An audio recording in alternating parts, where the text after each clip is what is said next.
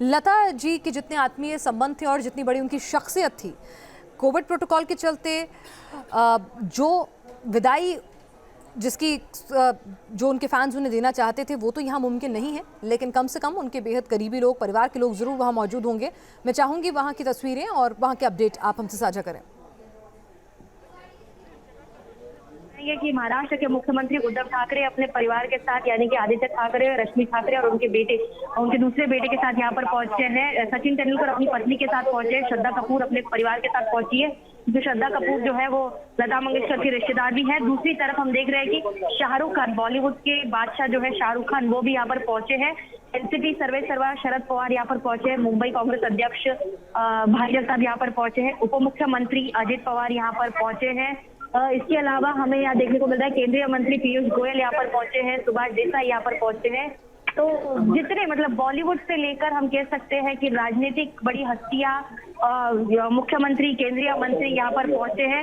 और थोड़ी देर पहले अनुराधा पौडवाल जो है वो यहाँ पर आई थी, लेकिन वो निकल गई, मतलब वो आकर उन्होंने दर्शन लिया और वो जल्दी निकल गई। इसके अलावा आप देख सकते हैं कि तमाम हस्तियां, उनका आना जाना लगातार जारी है। शाहरुख खान, शरद पवार, मुख्यमंत्री उद्धव ठाकरे, सुभाष देसाई, उप मुख्यमंत्री अजित पवार, छगन भुजबल, श्रद्धा कपूर और लता मंगेशकर का पूरा परिवार यानी कि उनकी 3 बहनें और उनका इकलौता भाई जो है वो यहाँ पर पहुंचे। और उद्धव ठाकरे परिवार, क्योंकि ठाकरे परिवार के साथ लता मंगेशकर का बहुत ही करीबी रिश्ते रहे, बहुत ही पारिवारिक जैसा रिश्ता रहा है, इसीलिए हम देख रहे हैं कि जैसे ही रश्मि ठाकरे यहाँ पर पहुंची, उन्होंने सबसे पहले लता दीदी के जो बाकी बहनें थी उनसे गले मिलकर उनकी सांत्वना करने की कोशिश की।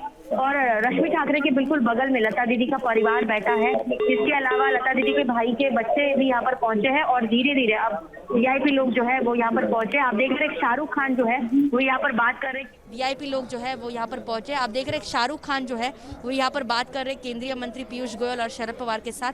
तो शाहरुख खान पहुंचे और सचिन तेंदुलकर भी पहुंचे हैं। गृह मंत्री दिलीप वलसे पाटिल जो है वो सबसे पहले यहाँ पर पहुंचे थे और उन्होंने पूरे इस स्थल का जो है वो जायज़ा लिया कि सभी प्रोटोकॉल और सभी सुरक्षा के तमाम इंतज़ाम किए गए हैं या नहीं, किस तरह से इंतज़ाम किए गए हैं, क्योंकि यहाँ पर सुरक्षा के इंतज़ाम बहुत ज़रूरी थे, क्योंकि लता मंगेशकर अपने आप में एक बहुत बड़ी हस्ती थी और साथ ही साथ उनके अंतिम यात्रा में शरीक होने के लिए, उनको अंतिम विदाई देने के लिए कई तमाम लोग जो है अलग अलग वीआईपी लोग जो है वो यहाँ पर आने वाले थे और इसीलिए यहाँ पर सुरक्षा के कड़े इंतज़ाम किए गए हैं। पूरा शिवाजी पार्क का हर एक जो गेट है वहाँ पर कड़े इंतज़ाम किए हैं, क्योंकि देश के प्रधानमंत्री नरेंद्र मोदी अब कुछ ही पल में यहाँ पर आएंगे और हम आपको सामने तस्वीरों के जरिए ये दिखाना चाहेंगे कि भारतीय सेना के जवान जो है यहाँ पर तैयार है। फिर चाहे वो मतलब एयर पायलट हो, भारतीय सेना के अलग अलग डिपार्टमेंट के जो एयरफोर्स हो, नेवी हो और आर्मी के जवान यहाँ पर है और उन्होंने ही लता दीदी को कंधा देकर वहाँ पर जो है उनको स्टेज पर उनके पार्थिव शरीर को रखा और पूरी तरह से ये आप देख रहे हैं कि यहाँ पर चंदन की लकड़ियों पर लता दीदी को यहाँ रखा जाएगा, उनके पार्थिव शरीर को रखा जाएगा और एक युग का अंत हम यहाँ देख रहे हैं। 92 साल की उनकी उम्र थी, उसके बावजूद उन्होंने कोरोना के बाद 29 दिन तक वो ज़िंदगी और मौत के बीच लड़ती रही, लेकिन उनको निमोनिया भी हुआ था। जब कोरोना काल में आपको निमोनिया होता है तो एक बहुत ही बड़ा खतरा होता है जब आपकी उम्र 90 से ज़्यादा होती है।